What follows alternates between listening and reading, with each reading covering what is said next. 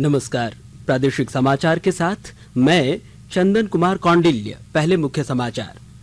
प्रधानमंत्री नरेंद्र मोदी ने video conferencing के माध्यम से पंजाब के अमृतसर में नवीनीकृत जालियांवाला बाग स्मारक राष्ट्र को किया समर्पित। राज्य सरकार ने नई दिल्ली में आयोजित इन्वेस्टर्स समिट में कई औद्योगिक घरानों के साथ किया एमओयू। मुख्यमंत्री हेमंत सोरेन ने कहा, निवेशकों का सहयोग लेकर आगे बढ़ेगी सरकार। चतरा पुलिस ने 32,000 रुपए नकदी समेत मादक पदार्थों के साथ 6 तस्करों को किया गिरफ्तार। और केंद्रीय गृह मंत्रालय ने कोविड-19 के नियंत्रण संबंधी उपाय अगले महीने तक लागू रखने का लिया निर्णय। और अब समाचार से पहले एक जरूरी संदेश। देश भर में 18 वर्ष से अधिक आयु के सभी लोगों के लिए सरकारी केंद्रों में निःशुल्क टीकाकरण अभियान चलाया जा रहा है। हमारे युवा श्रोताओं से अपील है कि वे भी कोविड रोधी टीका जरूर लगवाएं और दूसरों को भी इसके लिए प्रेरित और सहयोग करें। कोरोना महामारी के प्रति आप कोई भी लापरवाही न बरतें, क्योंकि कोरोना अब भी हमारे लिए बड़ा खतरा बना हुआ है। जब तक आवश्यक न हो घर से बाहर बिल्कुल न निकलें और इन आसान उपायों का पालन करें। मास्क लगाएं, 2 गज की सुरक्षित दूरी बनाए रखें, बार-बार हाथ धोएं और चेहरा साफ रखें। कोविड से संबंधित जानकारी और मार्गदर्शन के लिए राष्ट्रीय हेल्पलाइन नंबर काम कर रही है। इनके नंबर हैं 01123978046 और 1075। इसके अलावा राज्य हेल्पलाइन नंबर 104 डायल कर समस्या का त्वरित समाधान लिया जा सकता है। और अब समाचार विस्तार से। प्रधानमंत्री नरेंद्र मोदी ने अब से थोड़ी देर पहले वीडियो कॉन्फ्रेंसिंग के माध्यम से पंजाब के अमृतसर में नवीनीकृत जालियांवाला बाग स्मारक राष्ट्र को समर्पित किया। उन्होंने स्मारक के निकट विकसित संग्रहालय दीर्घा का भी उद्घाटन किया। इस मौके पर प्रधानमंत्री ने जालियांवाला बाग कांड में शहीद होने वालों को नमन किया।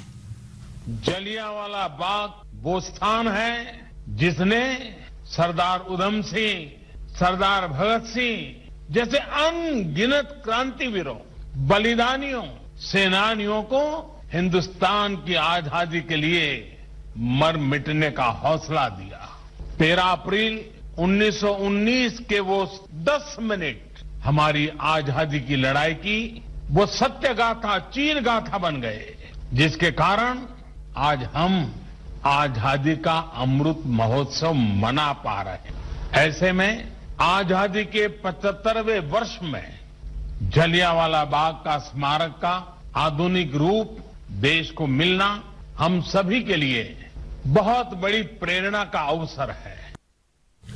मुख्यमंत्री हेमंत सोरेन ने कहा है कि राज्य सरकार निवेशकों का सहयोग लेकर आगे बढ़ना चाहती है। यहाँ के प्रचुर संसाधनों का उपयोग करते हुए वे झारखंड को विकास की ओर ले जाने का प्रयास करेंगे। इसमें सभी का सहयोग अपेक्षित है। श्री सोरेन आज नई दिल्ली में उद्योग विभाग की ओर से आयोजित इन्वेस्टर्स मीट में झारखंड औद्योगिक एवं निवेश प्रोत्साहन नीति 2021 के लोकार्पण समारोह को संबोधित कर रहे थे। उन्होंने कहा कि झारखंड में खनिज संपदा के अलावा tourism, education, renewable energy, food processing, automobile, pharma, textile के क्षेत्र में भी काम हो रहा है। झारखंड में देश का सबसे बड़ा फ्लोटिंग सोलर प्लांट स्थापित होने जा रहा है, जो बहुत जल्द बड़े पैमाने पर बिजली का उत्पादन करेगा। मुख्यमंत्री ने औद्योगिक घरानों के प्रतिनिधियों से कहा कि वे झारखंड में उद्योगों को लेकर कई सुझाव मिले हैं। इसी का नतीजा है कि आज अपग्रेडेड इंडस्ट्रियल पॉलिसी तैयार हुई है। कुछ महीने पहले झारखंड प्रदेश में उद्योग को बढ़ाने हेतु हम लोगों ने कार्यक्रम किए थे और उसमें कुछ सुझाव आप लोगों से मांगा था। कई सुझाव आपकी तरफ से आए, कई महत्वपूर्ण सुझाव आप लोगों ने दिए। उसके बाद हम लोगों ने एक अपग्रेडेड इंडस्ट्रियल पॉलिसी तैयार किया और आज उसका लोकार्पण भी आपके समक्ष हम लोगों ने किया है। और संयोग से लोकार्पण के साथ साथ झारखंड प्रदेश के लिए खुशी का और गर्व की बात है कि आप लोगों ने झारखंड में और निवेश करने का इच्छा जाहिर किया, एमयू किए, कई स्वीकृतियां प्रदान की गई। मुझे लगता है कि हम लोग जिस उद्देश्य के लिए आगे बढ़ रहे हैं वो अब धीरे धीरे अपनी रफ्तार प्रदेश ले रहा है। उसमें आप सब लोगों की जो भूमिका है निश्चित रूप से काफी सराहनीय है। इसके लिए आप सब लोगों को मैं बहुत बहुत आभार, धन्यवाद प्रकट करता हूं। इस अवसर पर मुख्य सचिव सुखदेव सिंह ने कहा कि निवेशकों को नीति के क्रियान्वयन में किसी भी तरह का समस्या का सामना नहीं करना पड़ेगा। इस मौके पर उद्योग सचिव पूजा सिंघल ने कहा कि राज्य सरकार ने निवेशकों को आमंत्रित करने के लिए विभिन्न क्षेत्रों में सिंगल विंडो क्लियरेंस पॉलिसी तैयार कर ली है। उन्होंने कहा कि उद्योग स्थापित करने के लिए सरकार के पास सैकड़ों एकड़ जमीन का लैंड बैंक है। उन्होंने निवेशकों को झारखंड में निवेश करने से संबंधित विभिन्न आयामों पर विशेष रूप से प्रकाश डाला। उन्होंने कहा कि झारखंड को solar park auto hub, electronic निर्माण का हब बनाने के लिए सरकार सभी निवेशकों को आमंत्रित कर रही है। इधर मुख्यमंत्री हेमंत सोरेन की उपस्थिति में उद्योग विभाग ने आज नई दिल्ली में इन्वेस्टर्स मीट में औद्योगिक घरानों के साथ विभिन्न क्षेत्रों में 10,000 करोड़ रुपए के निवेश को लेकर एमओयू हस्ताक्षर किया है। जिन कंपनियों के साथ एमओयू किया उनमें Steel Authority of India, Tata Steel, Dalmia Bharat Group, Aadhunik Power and Natural Resources और प्रीम रबर वर्क्स मुख्य रूप से शामिल हैं। इन कंपनियों के निवेश से राज्य में बड़े स्तर पर रोजगार को भी बढ़ावा मिलेगा। स्वतंत्रता के 75वें वर्ष के दौरान चल रहे आजादी का अमृत महोत्सव के तहत भारतीय पुरातत्व विभाग ने भारत छोड़ो आंदोलन के बारे में नई दिल्ली में प्रदर्शनी आयोजित की है। इस प्रदर्शनी में देश के स्वाधीनता संग्राम में भारत छोड़ो आंदोलन की अहम भूमिका दर्शाई गई है। यह प्रदर्शनी इस वर्ष 8 नवंबर तक खुली रहेगी। इसमें भारत छोड़ो आंदोलन से जुड़े सार्वजनिक रिकॉर्ड, निजी पत्र, नक्शे, चित्र और अन्य सामग्री रखी गई है। इधर देश के 75वें स्वाधीनता दिवस समारोह के उपलक्ष्य में आजादी का अमृत महोत्सव के अंतर्गत प्रादेशिक समाचार एकांश आकाशवाणी रांची द्वारा स्वाधीनता संग्राम और उसके गौरवशाली इतिहास पर 18 अगस्त से साप्ताहिक अमृत महोत्सव क्विज का शुभारंभ किया गया है। आजादी के 75 वर्षों का पर्व अमृत महोत्सव प्रत्येक बुधवार शाम 7 बजे प्रसारित होने वाले प्रादेशिक समाचार के दौरान पूछे गए प्रश्न का सही उत्तर देने वाले प्रथम 10 प्रतिभागियों में से लकी ड्रॉ द्वारा चुना हुआ एक प्रतिभागी इनाम का हकदार होगा। इसके लिए सुनते रहें आकाशवाणी रांची का प्रसारण।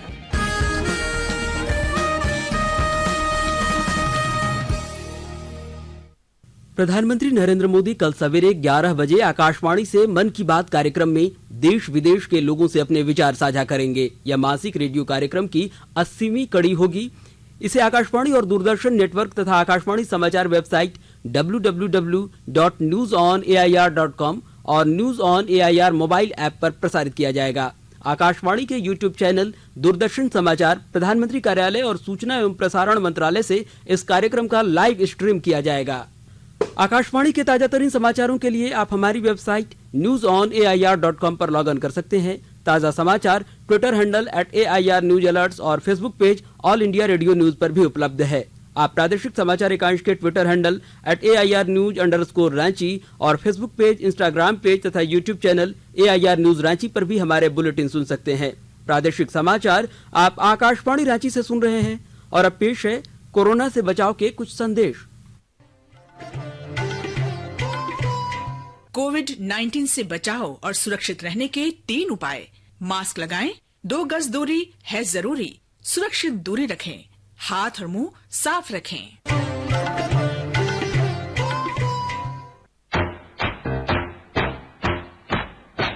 चलो मिलकर एक शुरुआत करें, चलो एक फैसला आज करें, मास्क नहीं तो टोकेंगे, कोरोना को रोकेंगे, चलो एक वादा करते हैं, चलो कुछ वादा करते हैं, मास्क नहीं तो टोकेंगे, कोरोना को रोकेंगे। भारत सरकार द्वारा जनहित में जारी। प्रादेशिक समाचार में आपका एक बार फिर से स्वागत है। चतरा पुलिस ने नशे के सौदागरों के खिलाफ कड़ी कार्रवाई करते हुए भारी मात्रा में मादक पदार्थ के साथ 6 तस्करों को गिरफ्तार किया है। जिले के पुलिस अधीक्षक राकेश रंजन के निर्देश पर सदर, हंटरगंज, गिद्दौर और लावालौंग थाना की पुलिस ने स्पेशल ड्राइव चलाकर अलग अलग स्थानों से भारी मात्रा में प्रतिबंधित मादक पदार्थों के साथ गिरोह के 6 तस्करों को 32,000 रुपए नकदी के साथ गिरफ्तार किया है। केंद्रीय गृह मंत्रालय ने कहा है कि कोविड-19 के नियंत्रण संबंधी उपाय अगले महीने के आखिर तक लागू रहेंगे। राज्य और केंद्र शासित प्रदेशों को भेजे पत्र में गृह सचिव अजय भल्ला ने कोविड-19 के नियंत्रण और प्रबंधन संबंधी आवश्यक उपाय के लिए जिला और स्थानीय अधिकारियों को कड़े निर्देश जारी करने को कहा है। गृह मंत्रालय ने कहा है कि कुछ राज्यों में कुछ स्थानों पर वायरस के प्रसार को छोड़कर पूरे देश में कुल मिलाकर महामारी की स्थिति अब नियंत्रण में है। इधर खूंटी जिला प्रशासन ने आज कोविड-19 वैक्सीनेशन को लेकर स्पेशल ड्राइव का शुभारंभ पर्यटन स्थल पेरवा घाट में किया। इस अवसर पर उपायुक्त शशि रंजन समेत अन्य प्रशासनिक अधिकारियों ने सिविल सर्जन डॉक्टर साथी घोष के साथ सामूहिक रूप से कोविड-19 टीकाकरण के लिए ग्रीन कार्ड, येलो कार्ड और रेड कार्ड का प्रदर्शन कर स्पेशल ड्राइव की शुरुआत की। स्पेशल ड्राइव के तहत तोरपा प्रखंड को 100% टीकाकरण से आच्छादित किया जाना है। मौके पर तोरपा प्रखंड के गांवों और पंचायतों में ग्रामीणों को टीकाकरण के लिए उत्प्रेरक की भूमिका निभाने वाले वॉलंटियरों को उपायुक्त ने प्रशस्ति पत्र देकर सम्मानित किया। केंद्र सरकार कोविड महामारी के दौरान लोगों की सुविधा के लिए बनाई गई राष्ट्रीय स्तर की हेल्पलाइन नंबर के बारे में लोगों को जागरूक कर रही है। सूचना प्रसारण मंत्रालय अपने विभिन्न विभागों के माध्यम से इन हेल्पलाइन नंबरों के बारे में जागरूकता बढ़ा रहा है। विभिन्न हेल्पलाइन नंबर इस प्रकार हैं। कोविड संबंधी सवालों के जवाब देने के लिए स्वास्थ्य और परिवार कल्याण मंत्रालय की हेल्पलाइन नंबर है 1075। राज्य हेल्पलाइन नंबर है 104। महिला और बाल विकास मंत्रालय की चाइल्ड हेल्पलाइन नंबर है 1098। वरिष्ठ नागरिकों के लिए सामाजिक न्याय और अधिकारिता मंत्रालय की हेल्पलाइन नंबर है 14567।